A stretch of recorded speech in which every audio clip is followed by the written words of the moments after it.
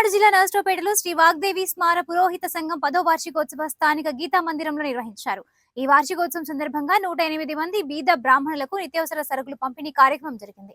ఈ కార్యక్రమంలో నర్సరావుపేట శాసనసభ్యులు డాక్టర్ చదలవాడ అరవిందబాబు ముఖ్య అతిథిగా పాల్గొని 108 బీద బ్రాహ్మణులకు నిత్యావసర సరుకులు పంపిణీ చేశారు. ఈ ప్రభుత్వం నుంచి బ్రాహ్మణులకు సహాయ సహకారాలు అందిస్తామన్నారు. అన్ని కులాల మతాలకు అతీతంగా ఈ ప్రభుత్వం పనిచేస్తుందని ఆయన స్పష్టం చేశారు.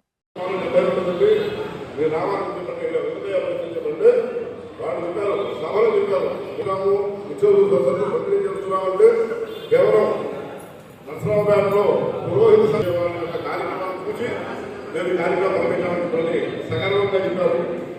కాబట్టి అంటే మనము ఈ కార్యక్రమాన్ని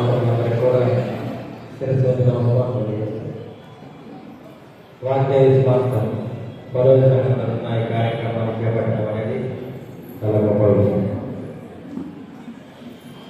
ఇప్పుడు ఎంతో బాగా ఉన్నత పడుతున్నప్పటికీ కూడా వయసు పడి అయిపోతుంది, పిల్లలు పెద్దవాళ్ళు అయ్యి మరి ప్రవాస భారతీయులు వెళ్ళి కానీ అమెరికాలో ఉండాల్సిన వృద్ధాప్యం అనేది అనిపించే తప్పదు ఎవరికైనా కానీ.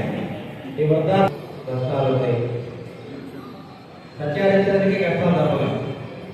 ఆయన ఏం చేస్తాడంటే బస్సాల్లో కూర్చొని ఏంటి నేను కార్యక్రమం అయ్యాను గొప్ప చక్రవర్తిని అనుకుంటాడు. అంటే విజయరాంతా ఎవరు కూడా తప్పించలేదు. అదే శ్రీరామచంద్రుడికి తెల్లారేస్తే పట్టాభిషేకం అని ఆరోగ్యం కైకేయ మాట ప్రకారం 14 ఏళ్ళు అరణ్యవాసం చేయాలి. అదేవిధంగా పాండవులు ఎంతో గొప్పవారు. బ్రాహ్మణులాగా జోలి బట్టి వీరిలో 13 ఏళ్ళు అరణ్యవాసం చేశారు. ఇంకా సంవత్సరం అజ్ఞాతవాసం చేయాల్సి వస్తుంది. అంటే ఎంత గొప్ప వ్యక్తికైనా విధి రాత ప్రకారం ఏ విధంగా జరుగుతుందో చెప్పలేని పరిస్థితి. అదేవిధంగా ఒకటే గమనించాలి, మనం ఓడల బళ్ళు అవుతాయి, బళ్ళు ఓడలు అవుతాయి. పెద్దవాళ్ళు ఎప్పుడు చెప్తుంటారు అంటే ఓడగా ఉన్నప్పుడు జాగ్రత్తగా ఉండండి, ఓడ పెట్టవడానికి వీలేదు అంటారు. కానీ బండిని ఓడవడానికి మాత్రం కష్టపడాలి. ప్రతి వ్యక్తి కూడా బండి ఓడగా మారాలంటే ఎంతో కష్టపడాలి, ఓడ చేసుకోవాలి.